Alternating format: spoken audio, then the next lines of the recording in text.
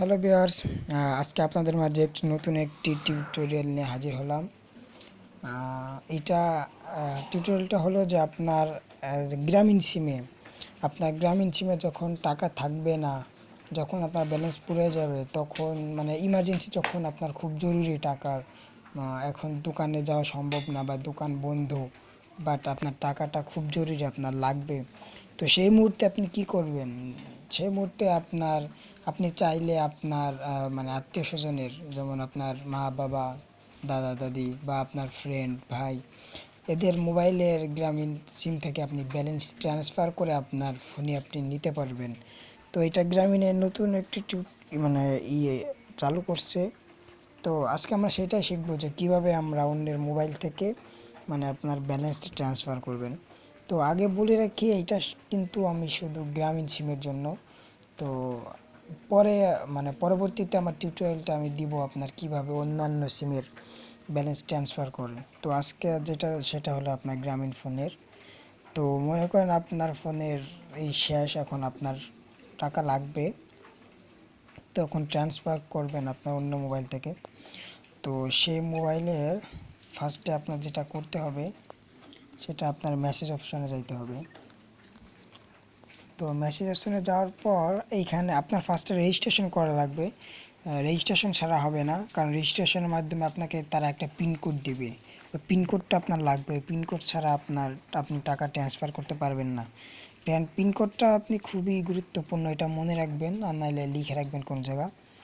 তো ফার্স্টে আপনি লিখবেন REGI, রেজি, রেজিস্ট্রেশন, সেখানে রেজি লিখবেন। লেখা আপনি 1000 নাম্বারে এটা সেন্ড করবেন, 1000।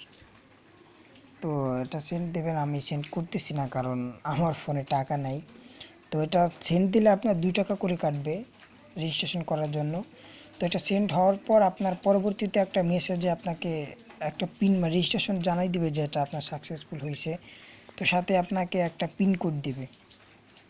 তো পিনকোড দেওয়ার পর আপনি যেটা করবেন, এখন ব্যালেন্স ট্রান্সফার করবেন। তো ফার্স্টে রেজিস্ট্রেশন করার পর আপনি BTR স্পেস দিয়ে আপনার পিনকোড, মানে আপনি রেজিস্ট্রেশন করার পর আপনাকে যে পিনকোডটা তারা দিছে, সেই পিনকোডটা সাপোজ 1234 স্পেস দিয়ে মোবাইল নাম্বার, মানে যে মোবাইলে আপনি টাকা নিতে চাচ্ছেন সে mobile number 017 dot dot dot dot dot dot, মনে করেন এই নাম্বারে আমি টাকা নিব। তো তারপর মানে আপনি টাকা কত টাকা নেবেন, সাপোজ 100 টাকা। তো 100 টাকা পর আপনি সেই 1000 নাম্বারেই এটা সেন্ড করবেন। তো পাঠাইলে আপনার কি করবে, আপনি 100 টাকা নিলে 102 টাকা করে কাটবে, কারণ এতে আপনার 2 টাকা তারা কাইটে নেবে। তো 100 টাকা নিলে আপনার মানে যে ফোন থেকে নেবেন সেই ফোনে 102 টাকা নাই হয়ে যাবে, আর ওই ফোনে 100 টাকা লোড হবে। তো এইভাবে আপনি একটা মোবাইল থেকে ব্যালেন্স ট্রান্সফার করতে পারবেন।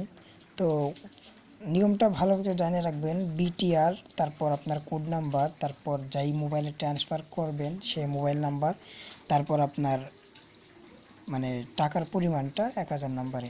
আর ফার্স্টে রেজিস্ট্রেশন করে নেবেন। রেজিস্ট্রেশনের যে পিনকোডটা দেবে, পিনকোডটা ছাড়া কিন্তু আপনার রেজিস্ট্রেশন হবে না। তো ফ্রেন্ড, আজকে গ্রামীণটা জানালাম, পরবর্তীতে আপনার অন্যান্য সিমে কীভাবে করে সেটা দেখাবো। আর আমার চ্যানেলটা যারা সাবস্ক্রাইব করে নেয় তারা করে রাখবেন, কারণ এইরকম নতুন নতুন টিউটোরিয়াল আমার চ্যানেলে আমি সেন্ড করব। তো ফ্রেন্ড, আজকের মতো টাটা, বাই বাই।